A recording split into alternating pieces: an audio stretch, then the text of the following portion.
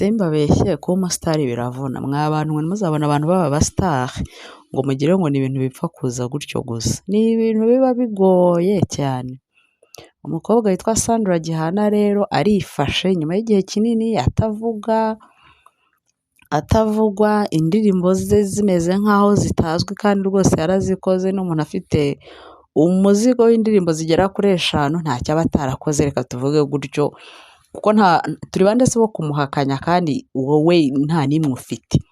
Nuko arifashe afashe video y'umupuri wiwe abataye hanze mu buryo ki twagiye kubona nyine ibintu bidutunguye kubona umuntu ni umurimbyi wa gospel, ni umuntu wavukiye mu idini, byo kuvukira mu idini byose twabitindaho, ni ibisanzwe ko abantu barivukiramo nyuma bagahinduka, ariko nk'ibintu yanzuye yakuze ko agiye kujya muri gospel music cyangwa se indirimbo zivuga ubutumwa bwiza, zibwiriza, zishishikariza abantu kuva mu bibi barimo bakajya mu byiza. Agize atya abashyize video z'umupuri wiwe hanze.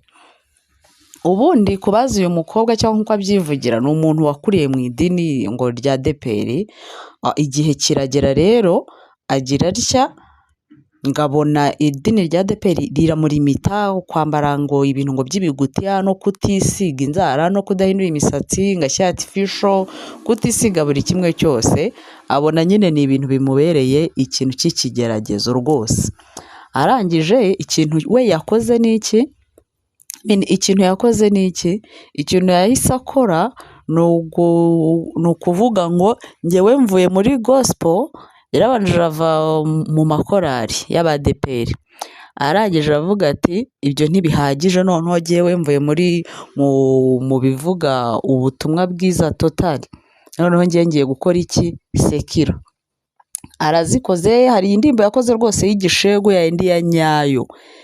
Ibyo birarangiye, ariko ngabona umutima nama wiwe uramuhatira kugira gute? Umutima nama uramuhatira kuba yasubira gukora ibintu bya gospel, ariko akirinda kuba bazizwa muri ADEPR kuko imurimita kwisiga ibyo ashaka, gushyira ku mutwe wiwe ibyo ashaka, ndetse no gukora inzara nk'uko azishaka. Ibyo byose birabaye, ariko aza kumvikana mu yindi saga avuga ngo abapasiteri bagize bate? Baryamanye. Birakaza abantu, abonye bimaze kubarakaza agira ate? Arigarura asaba imbabazi. Rero ibyo ngibyo ibyo ntabwo byari bihagije rwose. Uyu mwana w'umukobwa yikoreye promotion ku kigero cy'uko ntako atagize ngo ashyiremo agatege rwose ngo ibintu bye bimenyekane, ariko nyine hari igihe, uyu munsi hari igihe byanga ejo bigakunda, cyangwa uyu munsi bigakunda ejo bikanga. Donc ni gake cyane ushobora kumva umuntu avuga mu ruhame ngo ndabizi yuko ndi mwiza, nteye neza, ndeba neza, nsa neza. Ni gake cyane ushobora kumva umukobwa yemera yuko ari mwiza pe. Ni gake. Ariko we ni umuntu wajyagaza, ari proud yiwe, akavuga ati nteye neza, ndi mwiza, ati nanjye nabibonye muri video, ntabwo nari nzi ubwiza bwanjye aho biherereye. Arabivuga, mbese yagiye agira utuntu tw'udukoryo twinshi twatumye abantu nyine bamutindaho, ariko n'ubundi birangira imiziki y'iburiwe irengero, nawe ubwe arazimira, turamubura. Yaba gospel twaramubuze, secular music turamubura. Rero ibyo yabonye bidahagije, yifashe video. Mbese byagaragaraga yuko yari ari kuvugana n'umuntu kuri telefone, ari mu gitanda, baravugana, birangira amanuye kamera no ku mupuri abafashe video, abafasha amafoto, abataye hanze. Bivugwa ko amakuru y'imihanda, bivugwa yuko ngo yari ari kuvugana nande n'umuntu ngo w'umugabo w'umudiaspora, biba ngombwa ko ayo mafoto agira ate? Ajya hanze. Donc ntituramenya ngo izo video cyangwa ayo mafoto byashyizwe hanze n'uwo mugabo uri kuvugwa bavuganaga, cyangwa ne wazishyiriye ku mihanda. Rero abantu bavuga yuko umuntu wariye amafaranga y'amadiaspora nta kintu atakora.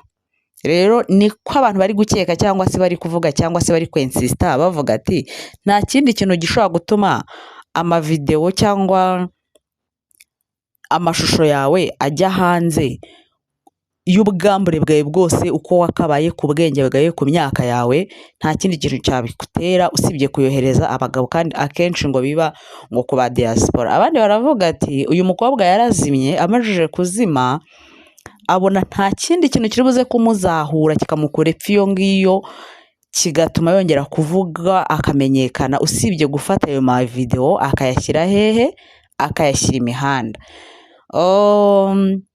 Ni ibintu bitavugwaho rumwe, ni ibintu bitari kwemeranywaho n'abantu benshi. Abandi bavuga yuko abantu benshi ari ukubabona bambaye barimbye, atari ko ari bakora ubundi buzi bw'ibanga tutazi bujyanye no gushyira ubwambure bwabo hanze.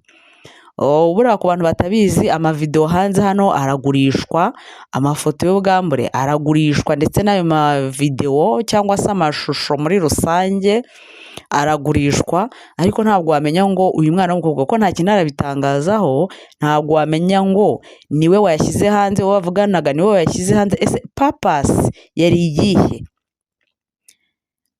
Donc yarari kwiyamamaza, yarari kwerekana ko yahinduye imirimo, yarari kubikora nk'ubucuruzi, yabikoraga nko kugira ngo arebe ko yagaruka imihanda akongera agakura bigakunda, kuko rwose yigeze kugerwaho pe, agerwaho aranakundwa, ariko ndakubwiza ukuri nta ndirimbo nyinshi yari afite ku buryo byari gutuma amenyekana, kuko hari periode yageze aramenyekana. Ariko abantu benshi bashimangira yuko hari abantu benshi twibwira tukabibeshyaho, realite bakora utundi tuzi tutazi, ariko ari two tugize dute tubatunzi. Njye ntabwo nenda kumushinja ngo hari ubundi buzi bumutunze ko sinzi aho bukorera, njye muzi nk'umunyamuziki, ariko abantu benshi bavugaga yuko kubona umuntu yambaye agenda mu nzira ni kimwe no kuba hari utundi tuzi akorera mu rwihisho, nk'ibyo byo kohereza amavideo nabyo ari akazi mu kandi. Abandi baravuga ati n'ubundi wambarira ubusa abantu benshi, ni urugero bariho batanga kandi ntibikwinjirize. Niba ari abikora atangiye kubikora nk'umwuga, ibyo ntabwo bitureba rwose, nta nubwo bitureba, ariko nta nubwo duhagaze hano ngo tubimushinje, nta n'ibyo yagize ate yatwemereye. Rero ari ukuzamuka kw'imiziki ye ashaka kugira ngo wongere igaruke, byaba ari business nk'uko biri kuvugwa, byaba ari iki, cyangwa se yaba ari uwo yohereje ayo mavideo akayashyira hanze, nta kintu turamenya. Ikiriho cyo ni uko uyu mukobwa yifashe agashyira amavideo yiwe hanze, yamara kuyashyira hanze nyine iyo wizanye hano imihanda barakota. Iyo ukoze akantu gato kajyanye n'ingingo yitwa umupuri barakota rwose, nta uwo waba uri we wese ntabwo bakubabarira. Ntabwo rero tuzi ikintu cyabiteye, ariko ikiriho uyu mwana w'umukobwa witwa Sandra Gihana yifashe amavideo agira ate dushiduka yageze hanze. Niba byamutunguye, niba yari yabiteguye, ntabwo tubizi. Ikiriho cyo amavideo agize ate ngayo imihanda arahari.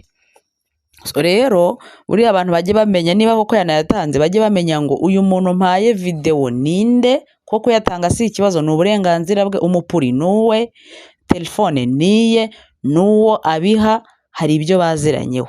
Ahubwo umuntu ajya abikora avuge ngo ibi bintu mbihaye nde, bizangiraho ngaruka ki, ese nibingarukira nkabimenya nzashobora kubyakira, njyewe nzabifata nte, muri njye ntabwo bizantera depression y'igihe kirekire, ese nzabasha kuba muri societe numva ndi comfortable n'ibintu nakoze n'amavideo yanjye ari hanze.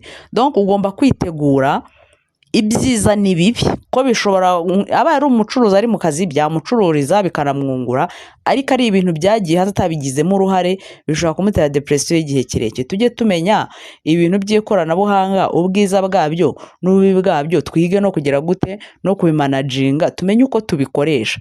Naho ubundi abaye ari undi muntu wabishyize hanze, byaba bigize n'icyaha by the way, ariko abaye ari uri kwikora ka promotion akabicisha mu mupuri, nabwo sintekereza ko byaba ari inzira nziza. Ariko reka tuze gutegereza icyo we ari buze kubivugaho, cyane yuko buravugisha